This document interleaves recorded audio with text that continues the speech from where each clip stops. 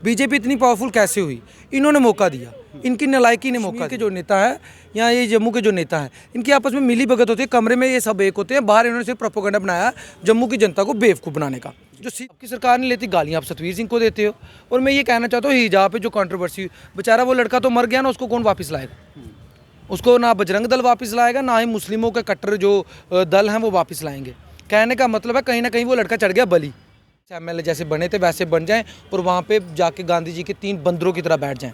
वो हिसाब हमारे पास नहीं होगा। हम भगवान से बोले बाबा से यही कृपा करेंगे जब हमें मौका दो। नमस्कार, आप देख रहे हैं चिनार न्यूज़ अपडेट। मैं हूं आपके साथ गौरव बिनोत्रा। इस वक्त बातचीत करने के लिए युवा नेता सतवीर सिंह मनास जी इस वक्त हमारे साथ हैं। सीधा इनके साथ बातचीत करना चाहेंगे। सर, सबसे पहले बहुत बहुत स्वागत है आपका चिनार न्यूज़ अपडेट में।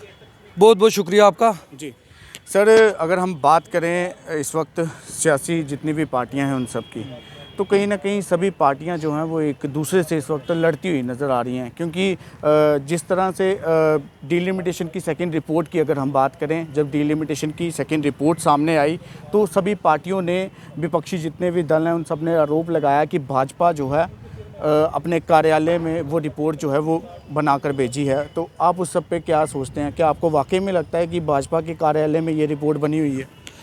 अगर ये बीजेपी के कार्यालय में रिपोर्ट बनी है तो इसमें सबसे बड़ा कसूर विपक्षी पार्टियों का ही है जी। तो सीधी सी बात है, क्योंकि वो नालायक ऐसे थे कि वो अपने अपने घरों के लिए लड़ते रहे। ये नहीं हुआ कि united we stand, divided we fall. उन्होंने कभी ये नहीं सोचा कि हम एक हो जाएं। आज भी देखिए अलग अलग लड़ रहे हैं, कहीं पे पीडीपी, कहीं पे एनसी, कहीं पे कांग्रेस, कहीं पे पैंथर्स पार्टी, कहीं पे कोई और पार्टी। मतलब एक होकर बात नहीं कर सकते ये। इनको शर्म आनी चाहिए पहले अपोजिशन के लीडर्स को। बीजेपी इतनी पावरफुल कैसे हुई? इन्होंने मौका दिया, इनकी नालायकी ने मौका दिया। आज भी आप देखिए क्या हो रहा है, सब अपनी अपनी जगह लड़ रहे हैं। कभी ये यूनाइटेड हुए इस मसले को लेकर, डिलिमिटेशन को? नहीं हुए।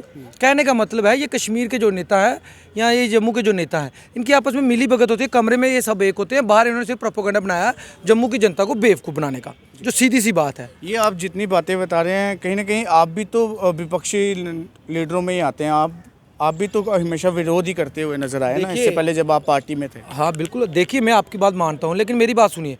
जो विरोध हम करते हैं ना वो काबिल तारीफ विरोध होता है। जो विरोध वो करते हैं ना उसको सियासत कहा जाता है।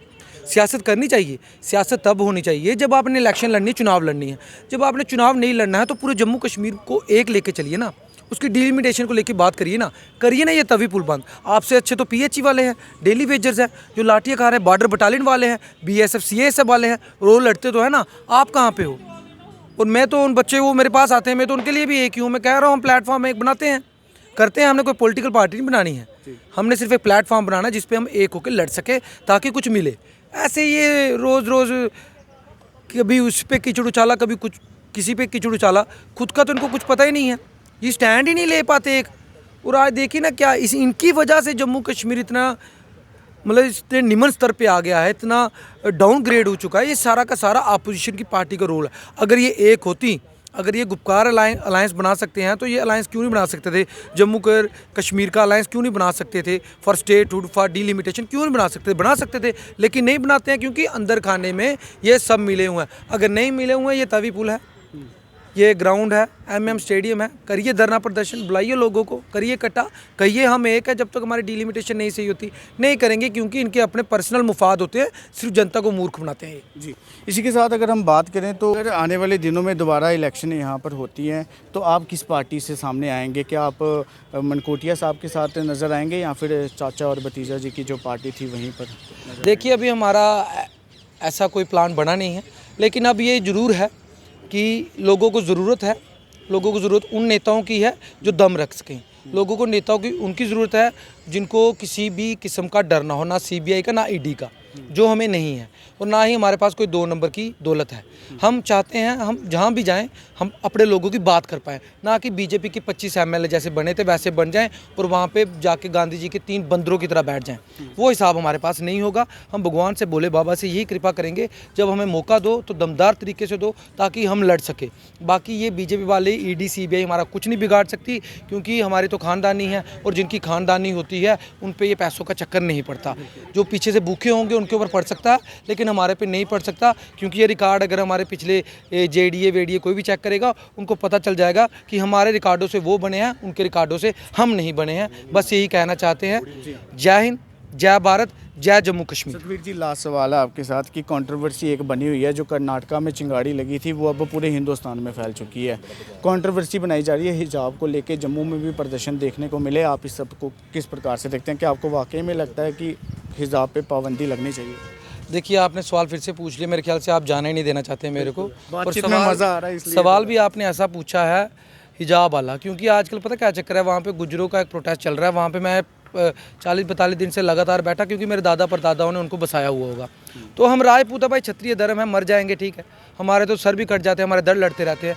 आज उनको ज़रूरत है हमारी, तो हम बैठे हुए हैं। और सीधी सी बात है, वो पाकिस्तान के हैं नहीं। हाँ, गवर्नमेंट के कुछ लोग यहाँ बीजेपी के कुछ अंधभक्त बोलते हैं कि वो पाकिस्तानी जो भी बोलते हैं, लेकिन मैं उनसे कहना चाहता हूँ, आपकी सरकार, आपको एक आर्डर पास करना चाहिए कि जितने भी पाकिस्तानी हैं, जितने भी मुस्लिम यहाँ पे हैं, उनके ऊपर टैंक चढ़ा दिए जाए।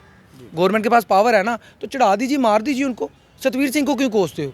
कोसो अपनी सरकार को, जो ये स्टेप भी नहीं ले सकती। अगर स्टेप आपकी सरकार नहीं लेती, गालियाँ आप सतवीर सिंह को देते हो। और मैं ये कहना चाहता हूँ, हिजाब पे जो कंट्रोवर्सी, बेचारा वो लड़का तो मर गया ना, उसको कौन वापस लाएगा? उसको ना बजरंग दल वापस लाएगा, ना ही मुस्लिमों के कट्टर जो दल हैं वो वापस लाएंगे। कहने का मतलब है, कहीं ना कहीं वो लड़का चढ़ गया बलि। हर बार ऐसा होता है। मैं तो सरकारों से चाहता हूँ, इसकी पूरी की पूरी तहकीकात होनी चाहिए, और जितने भी लोग इसमें फंसते हैं उनको डायरेक्ट फांसी की सज़ा हो, ताकि जब वो फांसी के झूले पे लटके ना, तो दोबारा ऐसे किस्म के दंगे फसाद ना हो, ना ही लोग मार जाएं। ना आज बजरंग दल वाले उस माँ के बेटे को वापस लाएंगे, ना ही मुस्लिमों के कोई कट्टर समर्थक उसको वापस लाएंगे। मरने वाला मर गया, इनकी इलेक्शनें हो गई, लेकिन कहने का मतलब वो जान कहाँ से वापस आएगी। इसलिए आपको भी कहना चाहता हूँ और सभी लोगों से कहना चाहता हूँ, इन चक्रों में ना पड़ें, इन चक्रों में ना पड़ें। ये मौत का घर है, ये मौत का कुआं है, जिसमें आपको धकेल दिया जाता है। अब आखिरी सवाल आपको रह गया।